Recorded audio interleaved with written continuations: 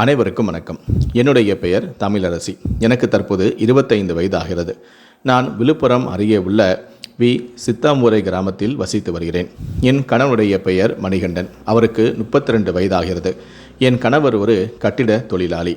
என் கணவர் வேறு யாருமல்ல, என்னுடைய சொந்த தாய்மாமாவின் மகன்தான். எனக்கு மணிகண்டனை திருமணம் செய்ய கடுகளவு கூட விருப்பமில்லை. இது குறித்து நான் என் பெற்றோரிடமும் தெரிவித்தேன். ஆனால் அவர்களோ அதற்கு ஒப்புக்கொள்ளவில்லை. உறவுக்குள் திருமணம் செய்து கொண்டால்தான் உறவு நீடிக்கும் என்றும், பின்னாளில் ஏதாவது பிரச்சனை வந்தாலும் பேசி சமாளித்து விடலாம் எனவும், நீயும் சந்தோஷமாக வாழ்வாய் என்றும் கூறி என் மனதை மாற்றி மணிகண்டனுக்கே என்னை திருமணம் செய்து வைத்தனர். ஆனால் எனக்கு திருமணத்தில் கடுகளவு கூட விருப்பம் இல்லாததால் திருமணத்தின் போது நான் சிரிக்கவே இல்லை. திருமணத்தின் போது எடுத்துக்கொண்ட அந்த புகைப்படங்களை பார்த்தாலே உங்களுக்கு தெரியும், நானும் விருப்பமில்லாமல் தான் அவரை திருமணம் செய்து கொண்டேன் என்பது. அதன் பிறகு வேறு வழியின்றி அவருடன் நான் குடும்பம் நடத்தவும் ஆரம்பித்தேன். கட்டிட தொழில் செய்த என்னுடைய கணவனுக்கு உள்ளூரில் போதிய வருமானம் இல்லாததால் திருமணமான கொஞ்ச நாளிலேயே என்னை அவர் சென்னைக்கு அழைத்து சென்று விட்டார். அங்கு சென்ற பிறகுதான் என் கணவனுக்கு செங்கல்பட்டு மாவட்டம் மறைமலை நகரை அடுத்த திருக்காச்சூரை சேர்ந்த சங்கர் என்ற வயது 52 நபரான மேஸ்திரியுடன் பழக்கம் ஏற்பட்டது. மேஸ்திரிக்கு திருமணமாகி மனைவி மற்றும் பிள்ளைகளும் இருக்கிறார்கள். அவர்களுடைய பிள்ளைகளுக்கெல்லாம் திருமணமாகிவிட்டது. தற்போது மேஸ்திரி சென்னையில் வசித்து வருகிறார். என் கணவனுக்கும் அவருக்கும் பழக்கம் ஏற்பட்டது. என் கணவன் சங்கருக்கு கீழ்தான் கொத்தனாராக வேலை செய்து வருகிறார். அவர்தான் என் கணவனுக்கு தினமும் வேலையும் கொடுப்பார். அந்த சமயத்தில் சங்கர் என்னுடைய வீட்டுக்கு வந்து சென்று கொண்டிருந்தார். அவரை பார்த்ததுமே எனக்கு பிடித்து விட்டது. அவருக்கு 52 வயதானாலும் கூட என்னை விட 27 வயது அதிகமாக இருந்தாலும் கூட வயது எனக்கு ஒரு பொருட்டாகவே தெரியவில்லை. நான் அவர் மீது பார்த்ததுமே காதல் கொண்டேன். அவருடன் நெருங்கி பழகவும் ஆரம்பித்தேன். சங்கருடைய பிள்ளைகளுக்கெல்லாம் திருமணமாகி இருந்தாலும் கூட ஒரு 25 வயது இளம்பெண் அவரை விரும்புவதை அறிந்த பிறகு அவரும் அதற்கு சம்மதம் தெரிவித்து என்னுடன் நெருங்கி பழகவும் ஆரம்பித்தார். ஆரம்பத்தில் நட்பாக இருந்த எங்களுடைய உறவு நாளடைவில் தகாத உறவாக மாறியது.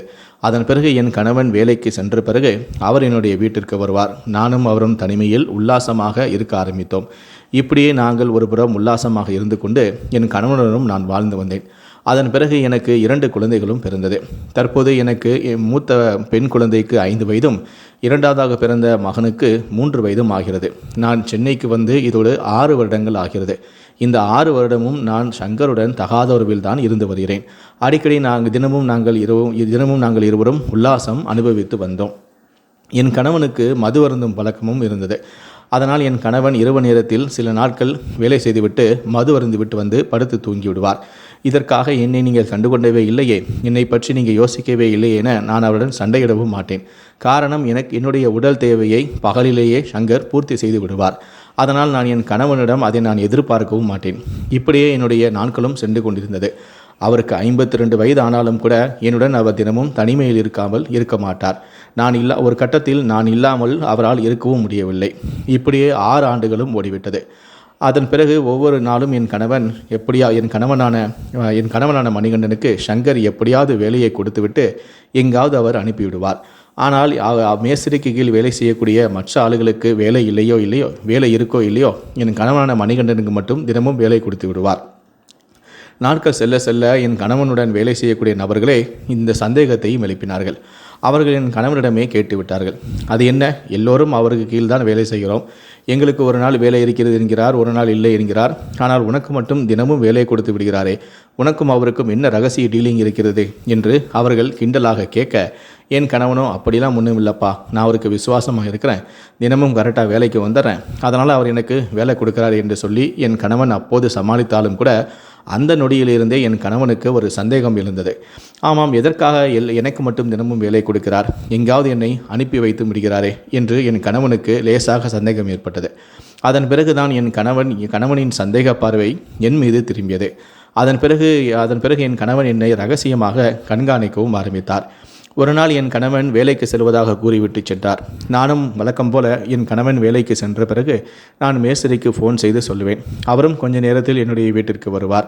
அப்போது நானும் அவரும் உல்லாசமாக இருப்போம். அதே போல அன்றும் என் கணவன் வேலைக்கு சென்ற பிறகு என் கணவன் வேலைக்கு சென்ற பிறகு மேஸ்திரியான சங்கருக்கு ஃபோன் போட்டு என் வீட்டுக்கு அழைத்தேன்.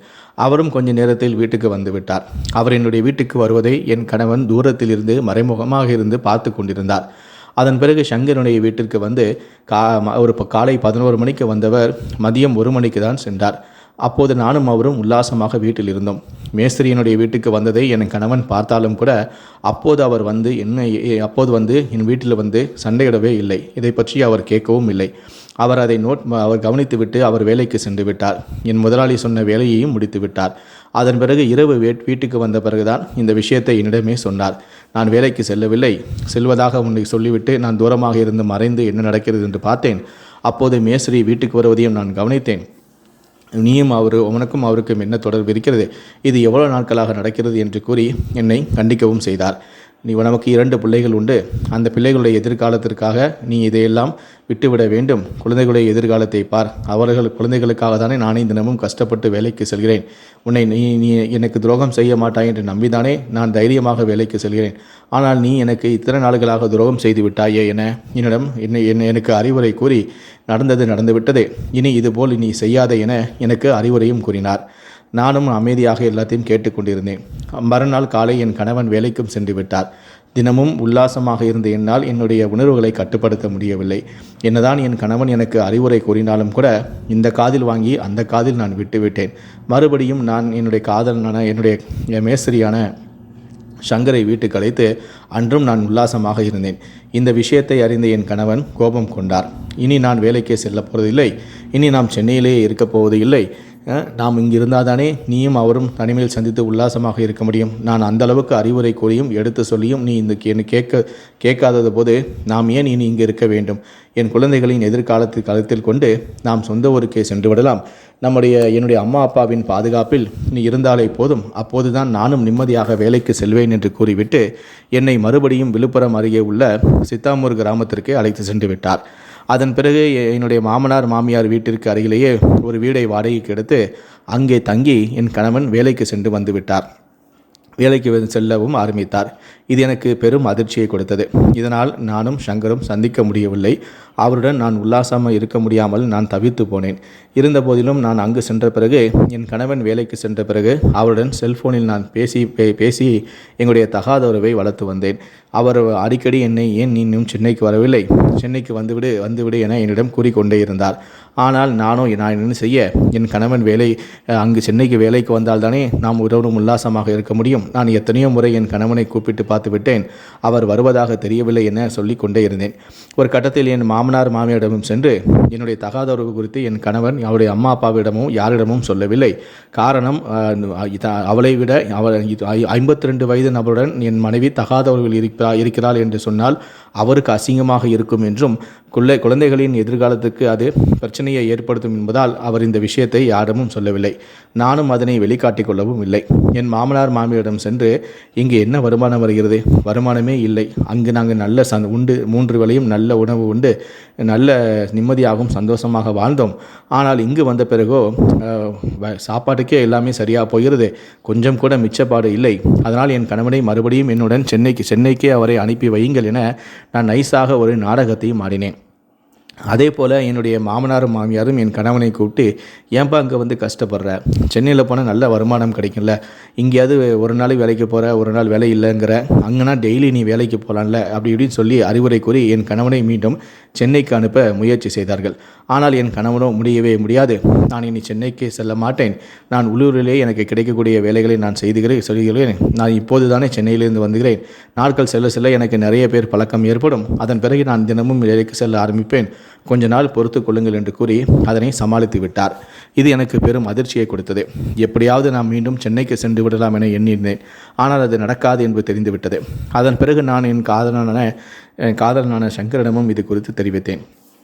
அதன் பிறகுதான் நானும் சங்கரும் செல்போனில் எங்களுடைய கள்ளக்காதலை வளர்த்து வரக்கூடிய விஷயம் என் கணவனுக்கு தெரிந்தது. இதனால் அவர் கோபம் கொண்டார்.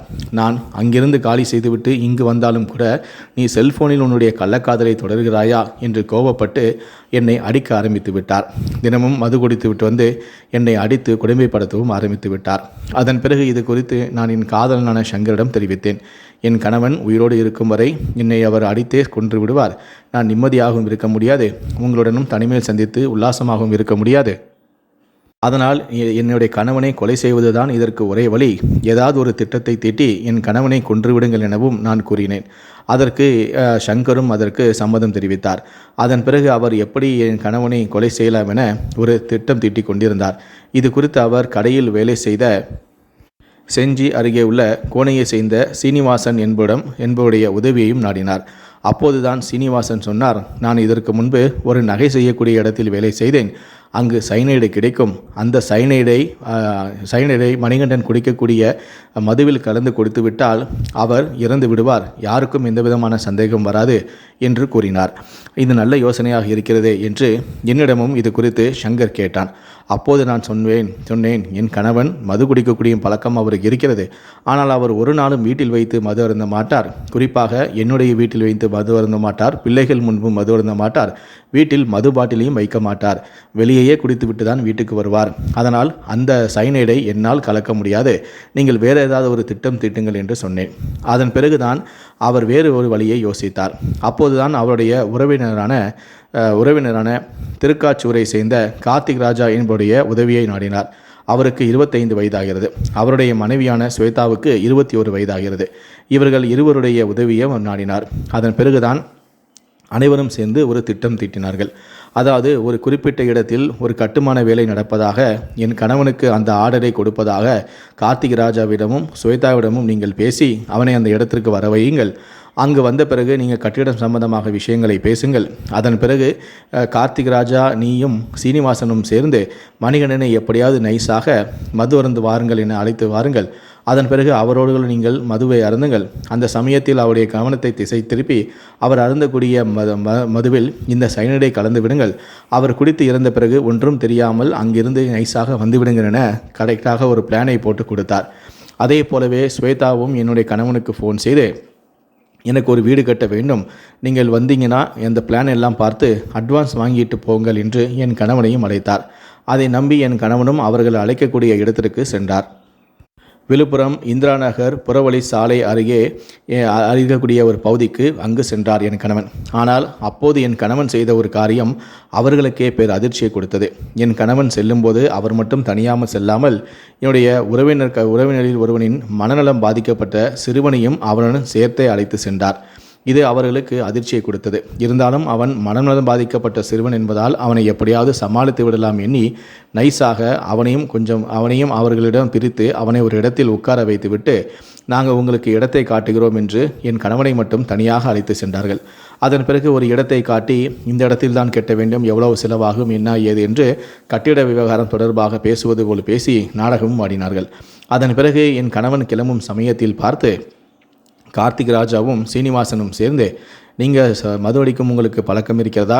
எங்களிடம் ஒரு சரக்கு இருக்கிறது, நாங்கள் அடிக்கப் போகிறோம், எங்களுக்கு கொஞ்சம் கம்பெனி கொடுங்களேன் என்று கேட்க, என் கணவனுக்கும் மது அருந்தும் பழக்கம் இருந்ததால் அதுவும் இவர்கள் இப்போதான் நமக்கு வீடு கட்ட ஆர்டரோடு கொடுக்கப் போகிறார்கள், அதனால் இப்போது மறுப்பது நன்றாக இருக்காது என்று சொல்லி நானும் அவரும் மதுவை அருந்த சம்மதம் தெரிவிக்க 3 பேரும் அமர்ந்து மது அருந்து கொண்டிருந்தனர். அப்போது என் கணவன் அருந்தக்கூடிய அந்த கிளாஸில் மதுவை ஊற்றி கொண்டிருக்கும் போது ஸ்வேதா நைஸாக என் கணவனான மணிகண்டனிடம் பேச்சு கொடுத்தார். எந்த செங்கலை வைத்து கட்டுவது, எப்படி, எவ்வளோ காஸ்ட்லி ஆகும், ஸ்டாம்பர் செங்கல் வச்சு கட்டலாமா, இது போன்ற ஏதாவது ஒரு கேள்வியை கேட்க ஸ்வேதாவுக்கு பதில் சொல்வதற்காக மணிகண்டன் ஸ்வேதா பக்கம் திரும்ப அந்த சந்தர்ப்பத்தை அவர்கள் பயன்படுத்தி கொண்டு கார்த்திக் ராஜாவும் சீனிவாசனும் சேர்ந்து என் கணவன் அருந்தக்கூடிய மதுவில் சைனடை கலந்து கொடுத்து விட்டார்கள். இதனை அறியாத என் கணவனும் அந்த சைனைடு கலந்த மதுவை குடித்து கொஞ்ச நேரத்திலேயே துடிதுடித்து இறந்து விட்டார். அதன் பிறகு ஒன்றும் தெரியாமல் அங்கிருந்து அந்த மூவருமே எஸ்கேப் ஆகிவிட்டனர். அதன் பிறகு அங்கு நடந்த ஆட்கள் அதன் பிறகு நடமாடியவர்களோ என் கணவன் அதிகமாக அருகிலேயே மது பாட்டில் இருந்ததால் என் கணவன் அதிகமாக மது குடித்துவிட்டு மது போதையில் தான் கிடைக்கிறார் என்று அங்கிருந்து சென்று விட்டனர், கண்டும் காணாமல் சென்று விட்டனர். ஆனால் என் கணவுடன் சென்ற அந்த சிறுவனோ என்னுடன் இங்கே வந்த மணிகண்டனை காணவில்லை, அவர் என்னுடன் தான் வந்தார், அவர் எங்கே இருக்கிறார் என அவரை தேடிக்கொண்டு அலைந்து கொண்டிருந்தான். அப்போதுதான் அந்த வழியாக வந்த நபர் அந்த சிறுவனை பார்த்து, யாரப்பா நீ தேடிட்டு வந்த என்று கேட்க, இப்போது என் மாமா என்னுடைய உறவினர் மணிகண்டனுடன் தான் நான் வந்தேன். ஒரு 4 பேர், ஒரு பெண்மணியும் ஒரு 3 பேரும் அவர்களுடன் பேசி கொண்டிருந்தார்கள். வீடு கட்டும் விஷயமாக அழைத்து சென்றார்கள். என்னை இங்கே உட்கார வைத்து விட்டு சென்றார்கள். ரொம்ப நேரம் ஆகிறது, அவர் இன்னும் வரவில்லை என்று கேட்க, அப்போதுதான் அங்கு விழுந்து கிடப்பவர் மணிகண்டன் என்று அந்த பகுதியை சேர்ந்த மக்களுக்கே தெரிந்தது. அவர்கள் என் கணவனை எழுப்பும்போது என் கணவன் பேச்சு மூச்சு இல்லாமல் கிடந்தான். இது குறித்து உடனடியாக போலீசாருக்கும் தகவல் தெரிவித்தனர். போலீசாரும் உடனடியாக சம்பவ இடத்திற்கு என் கணவனை பரிசோதனை செய்ய அவர் இறந்தது உறுதியானது. இதனால் என் கணவன் அதிகமாக மது குடித்துவிட்டு இறந்து விட்டார் என நினைத்து உடனடியாக ஆம்புலன்ஸ் மூலமாக பிரேத பரிசோதனை செய்ய முண்டியம்பாக்கம் அரசு மருத்துவமனைக்கு அனுப்பியும் வைத்தார்கள். அப்போதுதான் அந்த சிறுவனிடம் போலீசார் விசாரணை செய்தார்கள். 3 பேர் இருந்தார்கள். 2 ஆண்களும் ஒரு பெண்ணும் என்னுடைய உறவினர் மணிகண்டனை அழைத்து சென்றார்கள். அவருக்கு என்னாச்சு ஏதாச்சு என்று அந்த சிறுவன் அழுது கொண்டே கேட்க ஆரம்பித்தான். அப்போதுதான் இங்கு 3 பேர் இருந்தார்களா, அப்போது என்றால் இது கொலையா என போலீசாருக்கு சந்தேகமும் ஏற்பட்டது. அதன் பிறகு பிரேத பரிசோதனை அறிக்கையிலும் கூட என் கணவனின் மதுவில் சயனைடு கலந்திருப்பது தெரிய வந்தது. இதனால் இது கொலையாக இருக்குமோ என்று போலீசாருக்கு சந்தேகமும் ஏற்பட்டது. அதனால் அந்த பகுதியில் பொருத்தப்பட்டிருந்த அந்த நேரத்தில் இருந்த செல்போன் தகவலையெல்லாம் போலீசார்கள் சேகரித்தனர். அதில் 2 செல்போன் நம்பர்கள் மட்டும் சுவிட்ச் ஆஃப் என வந்திருந்தது. ஏற்கனவே போலீசாருக்கு சந்தேகம் ஏற்பட்டது. 2 நபர்கள் தான் என இந்த மனநலம் பாதிக்கப்பட்ட சிறுவனும் சொல்லியிருந்தான். கரெக்டாக 2 பேருடைய செல்போன் நம்பரும் சுவிட்ச் ஆஃப் இருந்ததால் போலீசாருக்கு சந்தேகம் உறுதியானது. அதனால் அந்த செல்போன் யாருடையது என போலீசார் தீவிரமான விசாரணையில் இறங்கி அந்த 2 பேரை கைது செய்தனர். அதன் பிறகு என் கணவன் இறந்த விவகாரம் தொடர்பாக என்னிடமும் விசாரணை மேற்கொண்டனர். அந்த இருவரிடமும் விசாரணை மேற்கொள்ளும் போதுதான் என்னுடைய கள்ளக்காதல் விவகாரமே அவர்களுக்கு தெரிய வந்தது. இதற்கு மூளையாக இருந்தது சங்கர் தான் என்பதையும் அவர்கள் அறிந்தனர். அதன் பிறகுதான் அந்த மனநலம் பாதிக்கப்பட்ட சிறுவனால் தான் நாங்கள் அனைவரும் இந்த விஷயத்தில் மாட்டிக்கொண்டு விட்டோம். அவன் மட்டும் என் கணவனுடன் அங்கு செல்லவில்லை என்றால் யாருக்கும் எந்த விதமான சந்தேகமும் வராது. என் கணவன் மது குடித்து தான் இறந்து விட்டார் என அனைவரும் நம்பியும் இருப்பார்கள். நானும் எந்த விதமான பிரச்சனையும் இல்லாமல் என் கள்ளக்காதலை நான் தொடர்ந்திருப்பேன். ஆனால் ஒரு சிறுவனால் நாங்கள் அனைவரும் மாட்டிக்கொண்டு தற்போது சிறையில் கம்பி எண்ணி கொண்டு இருக்கின்றோம்.